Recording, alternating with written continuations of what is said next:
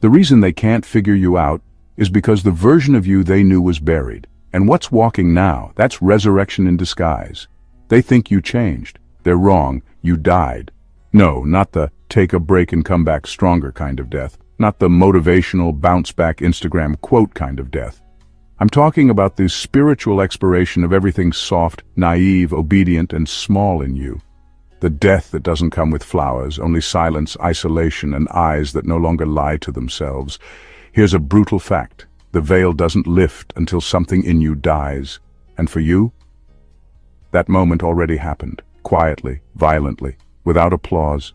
That's why they don't recognize you anymore. That's why you don't beg to be understood. That's why you move like a ghost in the room, present but untouchable. You're not healing, you're haunting. And the irony? They're still talking to the old you, the one that no longer exists. So buckle up. Because today we're not talking about survival, we're talking about what happens after death, when a chosen one comes back unapologetically awake, and everyone who once had power over them now feels it slipping through their fingers. Let's get into it. Number 1, you didn't survive, you transcended. They think you made it through pain, but you didn't just survive. You crossed over, you didn't recover, you transcended. There's a difference. What most people call healing, you left behind a long time ago. Because healing still assumes you're trying to return to who you used to be. But that person, gone. That version of you didn't make it through. It cracked. It suffocated under betrayal, silence, confusion, and spiritual burnout. And when it died, something else took its place.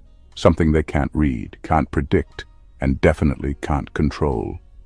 You don't even respond to the same triggers. Not because you're numb, but because the person who would have reacted isn't here anymore. They keep trying to provoke the old you, but they don't realize they're poking at a ghost. The rules have changed. The frequency has changed. Your emotional wiring doesn't even fit inside the same blueprint anymore. That's what real transcendence does. It doesn't announce itself. It slips through the cracks of your breakdown. It replaces your coping mechanisms with silence. It replaces your craving for validation with disgust for nonsense. It replaces your softness with discernment that cuts through flattery and fake alliances.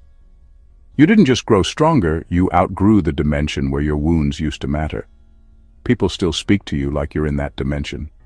They ask questions meant for a version of you that no longer answers. They try guilt, shame, flattery, gossip. None of it sticks. You don't even have the urge to explain anymore. Not because you're arrogant, but because the tools of this world don't fit the architecture of who you've become.